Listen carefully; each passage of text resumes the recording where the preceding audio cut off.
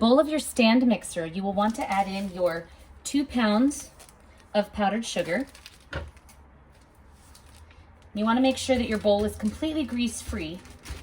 I like to wash it a couple times, and then I take a paper towel with vinegar and wipe it down. And this makes sure that your royal icing doesn't get any grease from butter or shortening or anything else that might have been used in this bowl.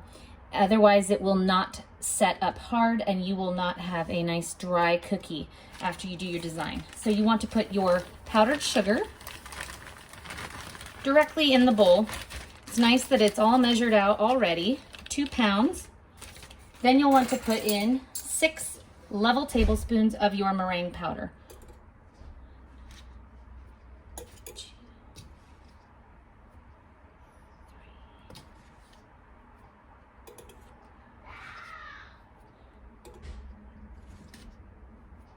Six.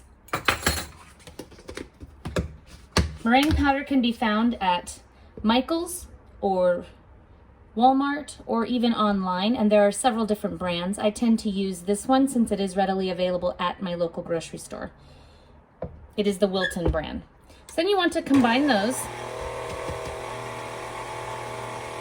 And while it's still going on low speed, you're going to slowly add in your 2/3 cup of lukewarm water.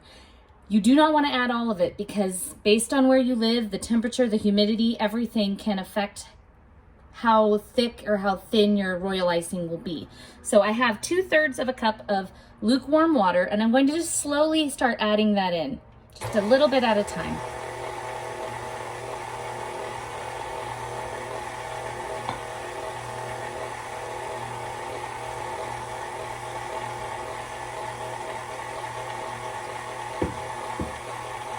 It will start to combine ever so slowly.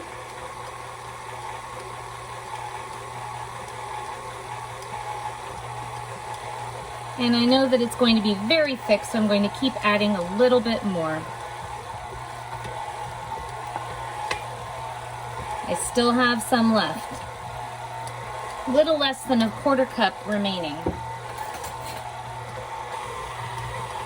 Once it gets to this point, I can still see that I have some powdered sugar that has not combined over here, and it doesn't look like it's going to be picking it up. So I'm going to take my water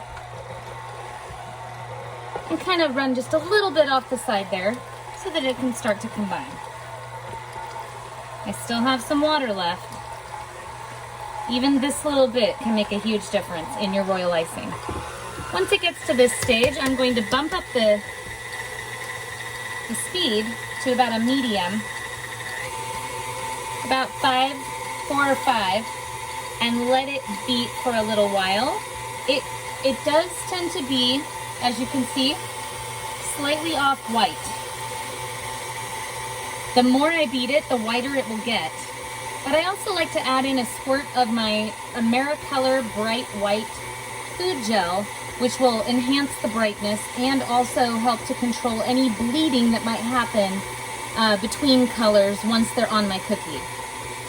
But once it gets to this point, I'm going to put in my light corn syrup, and this is going to allow the frosting to dry without it getting too hard, and so it still has a soft bite to it. I'm going to put in about 2 tablespoons. 1, 2,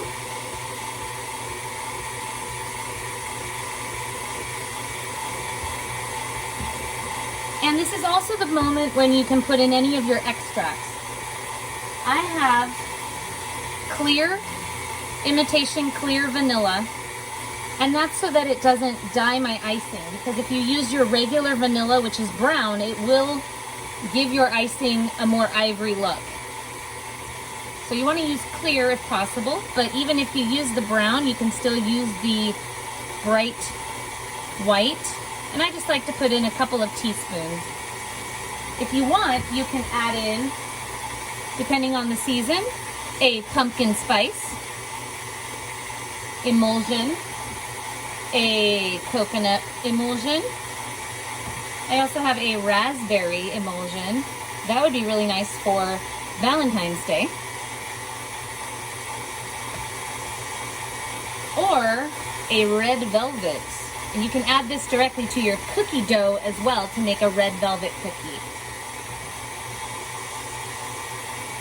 So I am whipping up my icing. You want to be very careful that you do not over whip your royal icing. Over whipping will cause it to look spongy, and it will never dry hard on your cookie, which is what we want. So this consistency, after it's been whipped for a little while, we're kind of curling over like a DQ ice cream cone. And that's really good for our piping, a lettering consistency. So I want to get it to stiff. So I did add in maybe a touch too much water. So with a spoon, I'm going to very carefully start putting in just a little bit more powdered sugar to stiffen it back up. So I put about 2 soup spoonfuls, I guess tablespoons full of sugar. I'm gonna let that whip. Again, all utensils should be metal or glass or ceramic, as those will not absorb any grease.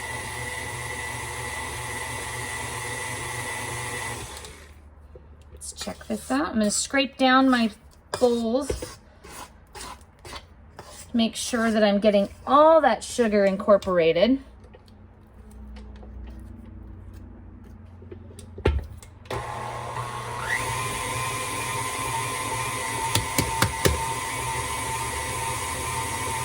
And we're gonna see where our consistency is, what level we have. I'm gonna pick some up on my spoon. And if you want stiff consistency, you want it to stand straight up. Right now it is not standing straight up. This is actually the perfect little swirl for your medium piping and border consistency. This is what you want to see for that. To get back to stiff, you want it to be standing straight up for stiff consistency. So I'm going to put in just a touch more sugar, maybe a couple more little spoonfuls. You can also add in a little cornstarch, which can thicken it up as well.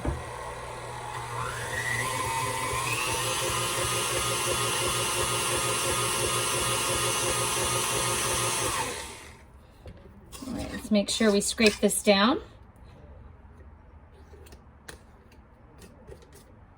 Stiff consistency is used for piping your florals, all of your flowers, and also for anything where you need it to stand up, like leaves and florals.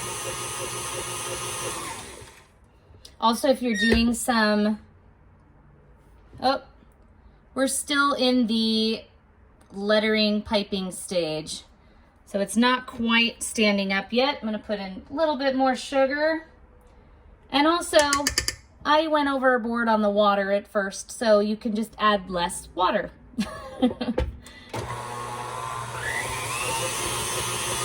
And now you know what the consistency is perfect when you get that nice little DQ, kind of like a toothpaste swirl, is what you're looking for in lettering when you have to write anything on a cookie, or if you need to do a border or something that's not going to blend together, and you need it to hold its shape. Is what you want this step is this consistency, the lettering piping medium consistency. So now let's see if we are at stiff. I'm going to stick it in here. Oh, it is pretty much standing straight up. Kind of went over a little bit. See how it can hold its shape standing straight up? That is what we are looking for in our stiff consistency. Maybe even more. A little bit more sugar and we'll get you there.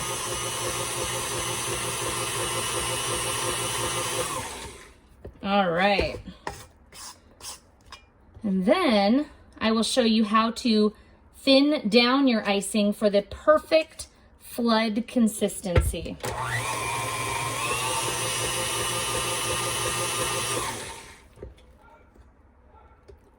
There we go. We got our stiff consistency now. Perfect. All right, so now to get back to how to thin down to get, remember we had our stiff consistency. We are going to get it down to a flood consistency. So I like to put it in a little container, and my advice is that if you are going to be making, let's say, pink, and you need stiff consistency and medium and flood of pink, then you want to start and color your icing right away pink in the stiff phase. Once you have your color that you want, then you can divide up the different amounts to get your medium and your flood consistency. And that way your color is the same across the board in all the consistencies that you need. So we're gonna start with white. We're just gonna keep it white. And I'm going to take my spoon. You can use a spatula as long as it's a spatula that you only use for royal icing. And I have the rest of that water from my 2/3 cup. I'm going to pour just the teensiest little drop, well, not the teensiest, a little bit of a drop. And you start mixing that up. And what we're looking for in our flood consistency is something that once you take out and you create kind of a disruption on the surface of it, how many seconds does it take to get flat again? And we are looking for a good 15-second flood. And that is going to be what we want when I say your flood consistency in all of the colors. So I've mixed up that water. I'm gonna make a disruption. I kind of like to do this and dribble that back down. And then I'm going to start counting. And I'm gonna see, and you can shake it a little, because you'll use your scribe tool on your cookie, or even shake your cookie sometimes, and see how long it would take to settle back in. So it seems like I definitely like maybe a little thinner of a flood, and I didn't count that time, but I know by feel that this is not enough of a thin consistency. So I'm going to add a little more water, a little more dribble. That was probably about a teaspoon, maybe half a teaspoon of water. Like I said, a little bit of water goes a long way when it comes to royal icing. Plus, I only have about 2 ounces of icing in here. So I'm gonna mix that all in. And then I'll disrupt the surface, and then we'll start to count. 1, 2, 3, 4, 5, 6, 7, 8, 9, 10, 11, 12, 13, 14, 15.